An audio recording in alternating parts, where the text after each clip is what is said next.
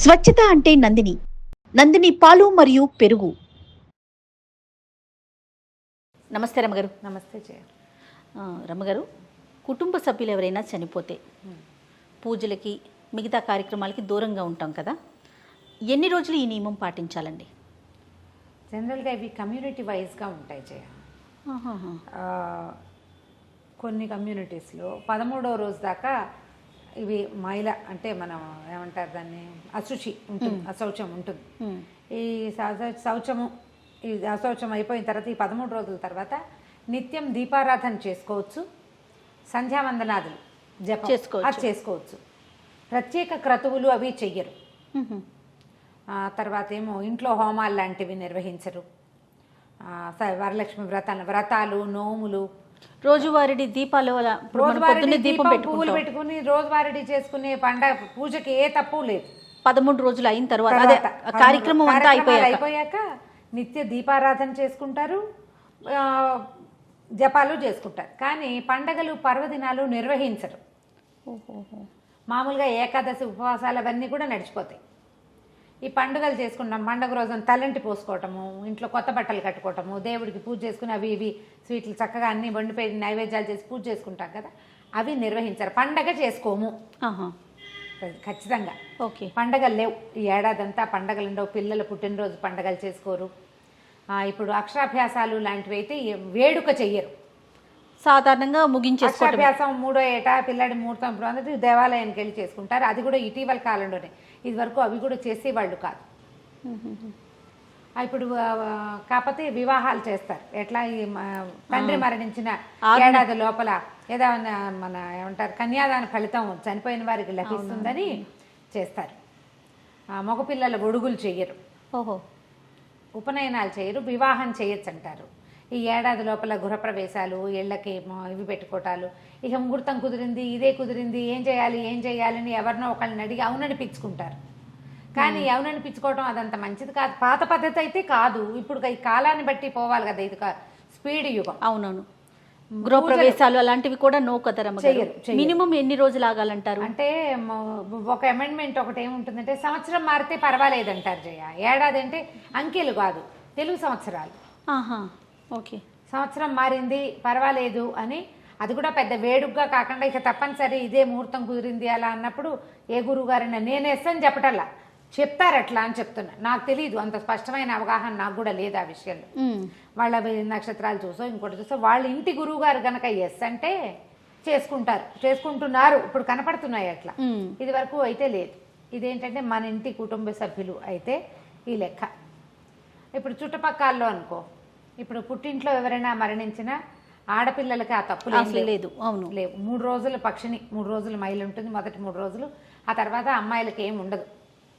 వీళ్ళ మనసు, మా నాన్న చనిపోయారు నేను పండగ చేసుకోను, లేదా మా అమ్మ లేదు, మా నాయనం లేదు, నేను చేసుకోబుద్ధి కావట్లేదు అని వాళ్ళంతటి వాళ్ళు మానుకోగలరు. కానీ వాళ్ళ అత్తారిళ్లలో ఒప్పుకోకపోవచ్చు. మీ పుట్టింట్లో పోతే మన ఇంట్లో ఏమిటి అలా అంటారు. అవును, అక్కడ తప్పు కానీ ఇక్కడ తప్పు కాదంటారు. అలా ఏవో ఉంటాయి. ఇవన్నీ ఏంటంటే కొన్నేమో సిద్ధాంతపరమైనవి, మన ఇంట్లో మనం చేసుకోకపోవడం అనేది సిద్ధాంతపరమైనవి. మిగిలిన ఇళ్లలో, ఆడపిల్లల ఇళ్లలో చేసుకోవడానికి వాళ్ళ మనసుకు సంబంధించిన వ్యవహారం అది. అంతే. కొన్ని కార్యక్రమాలు ఇప్పుడు ఇంతకు ముందు మీరు అన్నట్లుగా అక్షరాభ్యాసం అని, చెవులు కుట్టించటం అని, ఇలాంటివి రోజుల ప్రకారం మనం పుట్టిన తర్వాత ఇన్ని రోజులు కానీ చేసుకోవాలి. ఎవరో చనిపోయాక పిల్లాడు పుట్టాడు, వాడికి 6వ నెలలో అన్నప్రాసన చేయవలసిందే. 6 కంటే 8వ నెలలో ఏడాది లోపల జుట్టు తీయవలసిందే. తప్పదు కదా. 11వ నెలలోనే జుట్టు తీయాలి, అది తప్పదు కదా. ఇంకా అలాంటివి వాటి చేసేసుకుంటున్నారు, చేస్తారు. వాటి చేసేస్తారు. పాత రోజుల్లో కూడా చేసేవాళ్ళు. ఇప్పుడు పిల్లాడికి అన్నప్రాసన మానలేరు కదా జయ. వేడుక చెయ్యరు. వేడుకగా బర్త్డేలు అందరినీ పిలిచి గ్రాండ్గా భోజనాలు పెట్టుకుని అలా చెయ్యరు. కానీ ఒక్క విషయం నాకు అర్థం కాదు రమ్మగారు, ఇప్పుడు వేడుకలు చేసుకోము కానీ పెళ్లిళ్ళు మాత్రం చెయ్యొచ్చు అనేది ఒకటి ఉంది కదా. ఈ పెళ్లిని కూడా వేడుకగా కాకుండా ప్రధానమైంది పెళ్లిలో వేడుక మనం ఇప్పుడు చేసుకుంటున్నాం జయ. పెళ్లి ప్రధానంగా ఏమిటి? కన్యాదానం, యజ్ఞం. కన్యాదాన యజ్ఞం కదా అది. అవునవును. ఆ యజ్ఞ ఫలితం ఈ చనిపోయిన జీవుడికి చెందుతుంది ఏడాది లోపల చేస్తే అని. తండ్రి మరణించారనుకో, అప్పుడు ఆయనకి కన్యాదానం చేయకుండా మరణిస్తే ఆయనకి ఈ కన్యాదాన ఫలితం లభిస్తుంది. ఆ పుణ్యంతో ఆయన స్వర్గారోహణ సులువుగా చేయగలుగుతాడు.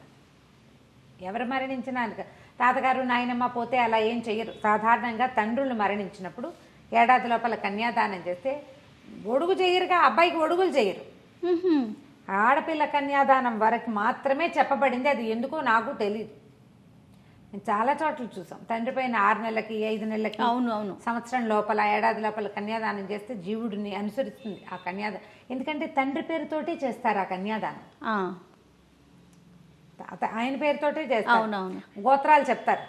గోత్రం చెప్పేటప్పుడు ఫలానా వాళ్ళ మనవరాలు, ముని మనవరాలు, ఫలానా వాళ్ళ మనవరాలు, ఫలానా ఆయన కూతురు, ఈ కూతుర్ని ఈ ఫలానా వాళ్ళ ముని మనవడు, మనవడు, కుమారుడు అయిన ఫలానా అబ్బాయికి ఇస్తున్నాం. అది కూడా పెళ్ళిళ్ళలో ఏం చెప్తారంటే మహాలక్ష్మి స్వరూపిణి అయిన కన్యని మహావిష్ణు స్వరూపుడైన పెళ్లి కొడుక్కి అని. అవును. ఓ అమ్మాయి ఓ అబ్బాయి కాదు, లక్ష్మీదేవిని విష్ణువుకి ఇవ్వడం. ఆ, అది ఆ ఫలితం వీళ్ళని అనుసరిస్తుంది.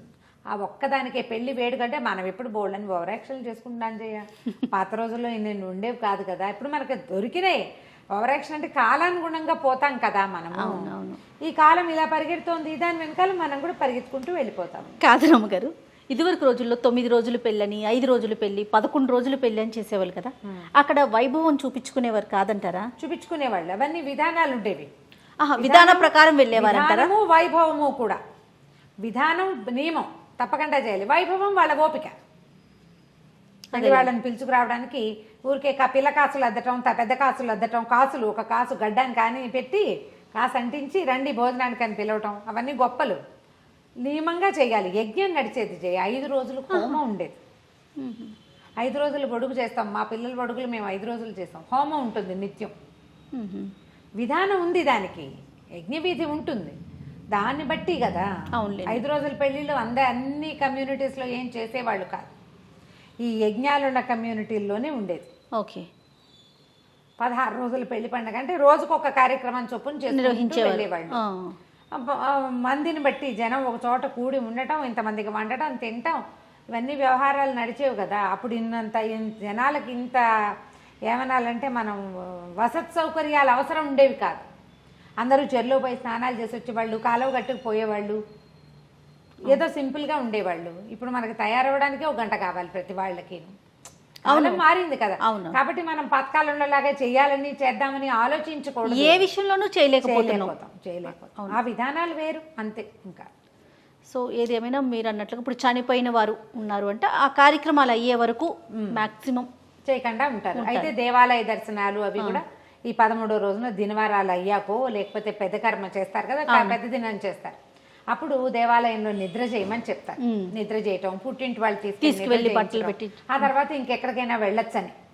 అప్పటి వరకు ఏడాది లోపల ఈ కర్మలు చేసిన వాళ్ళు కొండలెక్కకూడదు, తీర్థయాత్రలు చేయకూడదు లాంటి నియమాలు ఉండేవి ఇది వరకు.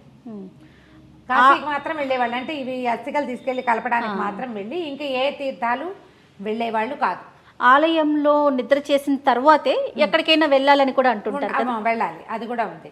తర్వాత ఏదైనా దేవాలయానికి వెళ్ళినా ఒట్టి దర్శనం చేసుకురావాలి, కానీ గోత్రనామాలు చెప్పి అర్చన చేయించుకోరు. ఏడాది లోపల గోత్రం చెప్పం, పూజ చేయించుకోము, దర్శనం చేసుకుని రావచ్చు. దర్శన ఫలితం వరకు పొందొచ్చు. కానీ యాత్రకు వెళ్తున్నామని ఇంట్లో ఏదైనా హడావిడి చేసి మళ్ళీ వచ్చాక యాత్ర నుంచి తిరిగి వచ్చామని భోజనాలు పెట్టుకుని ఆ క్రియలు చెయ్యరు. అదంతా ఈ ఏడాది తర్వాతే. ఇవి కొన్ని కమ్యూనిటీస్కి మాత్రమే ఇది చేయ. కొంతమంది ఏం చేస్తారంటే ఏడాది వెళ్ళేదాకా పెద్దలకు పెట్టుకుంటామని, సంవత్సరం వెళ్ళేదాకా ఏం పండుగలు గిండగలు చేసుకోరు, మిగిలినవన్నీ యథావిధిగా జరిగిపోతూనే ఉంటాయి.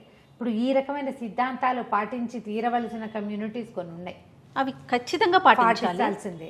అలా కాకుండా వాళ్ళని చూసి తెలుసుకుని ఇలా, లేదా ఎవరైనా గురుగారు ఉండి ఒకరిని ఫాలో అయ్యి పురోహితుడు, ఇంటికి పురోహితులు అలవాటు ఉండి వాళ్ళు చెప్పిన ప్రకారం ఫాలో అయ్యి ఏడాదంతా పండగలు లేవమ్మా మీకు అంటే మానేస్తారు కొంతమంది. ఊళ్ళల్లో ఒక దినం పెద్ద దినం చేయడానికి కూడా నాకు ఈ నర్సీపట్నం ఆ వైపు ఊళ్ళ వాళ్ళతో పరిచయాలు ఉన్నాయి కదా. ఆ దినం ఒక నెల తర్వాత వచ్చిందనుకో, ఈ నెల లోపల పెళ్ళిళ్ళు గిళ్ళిళ్ళు సమస్తం ఆగిపోతాయి ఊర్లో అందరూనా. అది కాదు, వాళ్ళ ఇంటి పేరిటి వాళ్ళు. ఓకే. ఆ ఇంటి పేరిటి వాళ్ళు ఆ రోజు వరకు ఇంకా ఏమి పెట్టుకోరు. పెళ్ళిళ్ళు ఆపేసుకుంటారు, సమస్తం ఆపేసుకుంటారు. ఒక్కోసారి 11వ రోజునే ఆ దినం ముహూర్తం వచ్చేస్తుంది. ముహూర్తం పెట్టుకుంటారు ఎందుకనో మరట్లా. అదేలేండి. రోజు నిర్ణయిస్తారు ఆ ఊరు పంతులు గారే. ఓకే. నిర్ణయాన్ని బట్టి పెళ్ళిళ్ళు గిళ్ళిళ్ళు, ఇంట్లో పెళ్ళిళ్ళైనా ఆపేసుకుంటారు, చుట్టుపక్కలైనా ఆపుకుంటారు. పండగ చేసుకోరు. ఆ లోపల సంక్రాంతి పండగ వచ్చేసింది చేసుకోరు, పండగ చేసుకోరు. మనం నిత్యం చేసే పూజ మాత్రం 13 రోజుల తర్వాత సాధారణ పూజలు చేసుకోవచ్చు. సాధారణంగా రోజువారీ దీపం పెట్టుకోవటం, జపం చేసుకోవటం, దానికి ఏ అనుమానము లేదు, హ్యాపీగా చేసేసుకోవచ్చు. ఓకే రమ్య గారు, నమస్తే. నమస్తే.